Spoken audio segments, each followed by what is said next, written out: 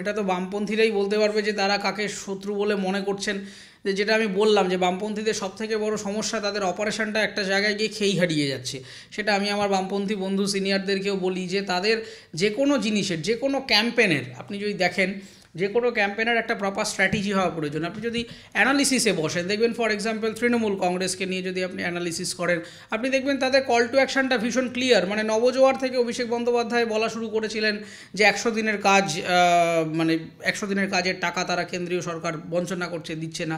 এবং এই দীর্ঘ মাস ধরে তারা কিন্তু 100 দিনের টাকাটাকেই একটা বিরাট এজেন্ডা হিসেবে ব্যবহার করলেন এবং তারপরে সেইটা নিয়ে দিল্লি অভিযান করলেন, রাজ্যপালের দপ্তর ঘেরাও করলেন, নানা কিছু করলেন, কিন্তু কল টু অ্যাকশনটা একটাই, 100 দিনের কাজ। এবং এই 100 দিনের কাজের এজেন্ডাটাকে নিয়ে কিন্তু একটা বিরাট সংখ্যক মানুষকে জাতি ধর্ম বর্ণ নির্বিশেষে তারা একটা প্ল্যাটফর্মে এসে ফুটফলটা কনসেন্ট্রেট করলেন এবং সেখান থেকে কিন্তু তারা সেটাকে ড্রাইভ করলেন। ফলে এই রাজনীতির মধ্যে একটা সেলসের একটা বিরাট সাইকেল আছে। মানে এটা তো একদম একটা বিজ্ঞাপন, এবং বিজ্ঞাপন মানে হচ্ছে একটা বড় সংখ্যার মানুষকে কনভার্ট করা ইডিওলজিক্যালি। সেই ইডিওলজিটাকে প্রপারলি কনভার্টেড সেলসে পরিণত করতে গেলে যে স্ট্র্যাটেজিটা দরকার, যে এফিশিয়েন্ট মানে সেলস ফানেলটা তৈরি করা উচিত আমাদের সেলসের ভাষায়, সেইটা বামপন্থী দলগুলির এখন খানিকটা আনস্ট্রাকচার্ড ওয়েতে রয়েছে। মানে আপনি যদি দেখেন যে ইনসাফ ব্রিগেড হচ্ছে, কটা মিডিয়া চ্যানেলে কভার হচ্ছে, কেন হচ্ছে না সেটা তো দেখতে হবে যে কেন হচ্ছে না। মানে সব মিডিয়ায় যে বামপন্থী বিরোধী তা তো নয়, কিন্তু বামপন্থী যে মিডিয়া চ্যানেলসগুলো রয়েছেন যারা মনে করেন যে এই আদর্শটা ভ্যালিড, এটা মানুষের কাছে পৌঁছে দেওয়া উচিত, তাদের ফুটফল কতটুকু। আর একই সঙ্গে একটা ভারতীয় জনতা পার্টি যখন একটা ক্যাম্পেন লঞ্চ করছে বা তৃণমূল কংগ্রেস যখন একটা ক্যাম্পেন লঞ্চ করছে, তার রিচটা কত। ফলে এই যে ইনভেস্টমেন্ট, সবথেকে বড় ক্রাইসিস হচ্ছে ইনভেস্টমেন্ট। আপনি যদি লেটেস্ট এই ইলেকশনগুলো স্টাডি করেন, মধ্যপ্রদেশ, ছত্তিশগড়, সমস্ত জায়গায় দেখবেন যে ভারতীয় জনতা পার্টি একটা দল হিসেবে সোশ্যাল মিডিয়া অ্যাডভার্টাইজিংয়ে ইনভেস্টমেন্ট হিউজ। মানে কোথাও গিয়ে কংগ্রেসের ডবল ইনভেস্টমেন্ট তারা করেছেন। এবং ইনভেস্টমেন্ট যেটা একদম পরিষ্কার ব্যাপার, এটা কেউ অস্বীকার করি না আমরা যারা রাজনৈতিক অ্যানালিসিসে আছি, যে রাজনীতি is all about a political advertising, ইডিওলজির বিজ্ঞাপন। এবং বিজ্ঞাপনটাকে এফেক্টিভলি স্ট্র্যাটেজাইজ করতে হলে বিনিয়োগ ইম্পর্ট্যান্ট, স্ট্র্যাটেজি ইম্পর্ট্যান্ট। বামপন্থী দলগুলো সবথেকে বড় ক্রাইসিস হচ্ছে বিনিয়োগের ক্রাইসিস। তারা বিনিয়োগটা করছেন না, করতে পারছেন না, তাদের পেছনে ইনভেস্টমেন্টের অভাব রয়েছে। এবং আমাকে যদি একটা 2 কোটি টাকা বিনিয়োগ করছে ভারতীয় জনতা পার্টি একটা ক্যাম্পেন লঞ্চ করার জন্য, তো অবভিয়াসলি আমাকে যদি তার ক্যাম্পেনকে প্রতিদ্বন্দ্বিতা করতে হয়, তাহলে আমাকে 2 কোটি টাকার ইকুইভ্যালেন্ট অথবা তার থেকে বেশি আমার ক্যাপিটাল প্রয়োজন।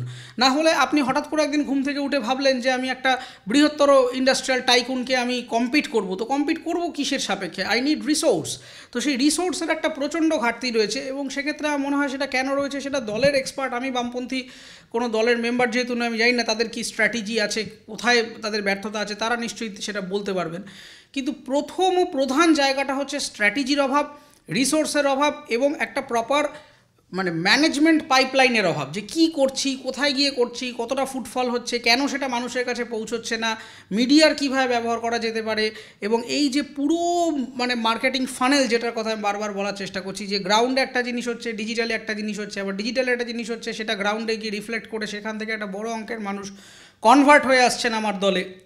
এই যে কনভারসেশন মেকানিজমটা কন্টিনিউয়াস মার্কেটিংয়ের ভিতরে চলতে থাকে, সেইখানে এফিশিয়েন্ট ম্যানেজমেন্ট কনসাল্টিং প্রয়োজন, সেটা তাদের অভাব রয়েছে কোথাও, এবং সেজন্য তারা বাকি প্রতিযোগিতা তাদের থেকে অনেক বেশি এগিয়ে যাচ্ছেন, তারা পারছেন না, এটা আমার মনে হয়।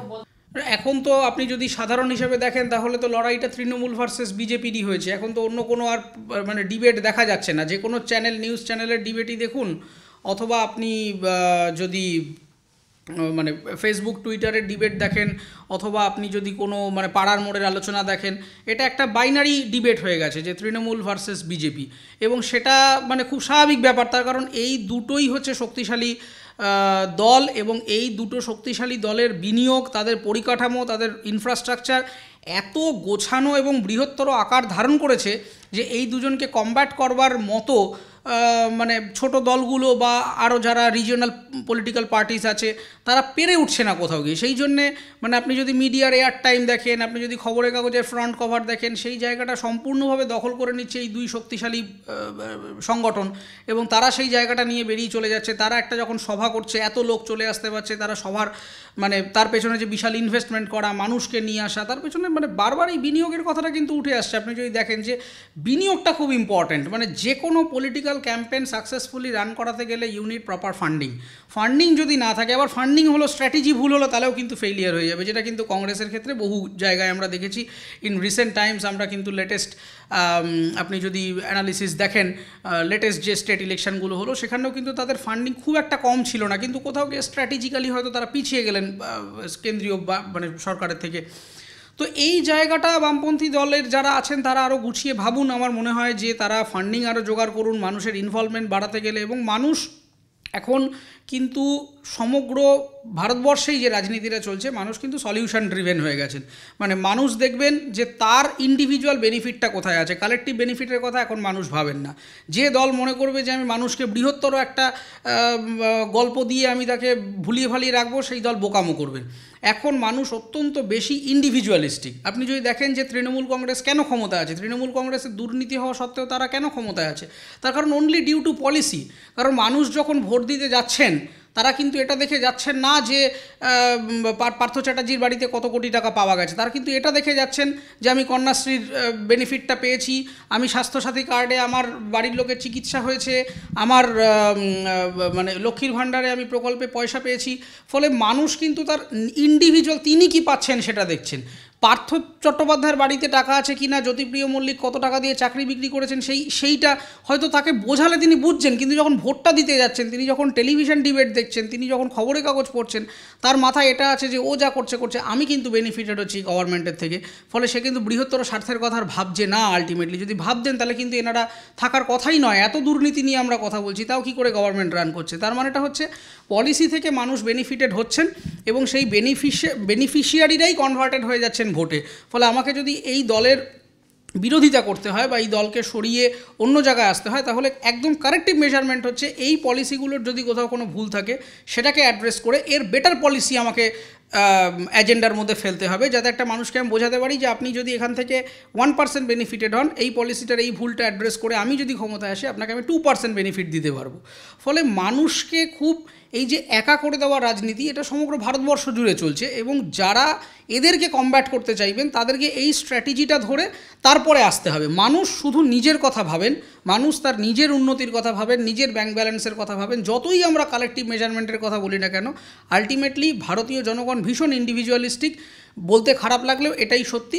ফলে মানুষকে তার বেনিফিট আপনি বুঝিয়ে দিন, আপনাকে মানুষ ক্ষমতায় নিয়ে চলে আসবে। এটা সিম্পল কমন সেন্সে আমার একজন রাজনৈতিক বিশ্লেষক হিসেবে আমার এটা অভিজ্ঞতা। সবসময় যে ক্ষমতায় থাকবে সে চাইবে ক্ষমতার প্রভাব বিস্তার করতে, এটা একেবারে প্রাচীন ইতিহাস থেকে হয়ে আসছে। রাজা চাইবে সামাজিকভাবে, অর্থনৈতিকভাবে, সাংস্কৃতিকভাবে সে সমাজের প্রত্যেক স্তরে নিজের ক্ষমতা বিস্তার করা।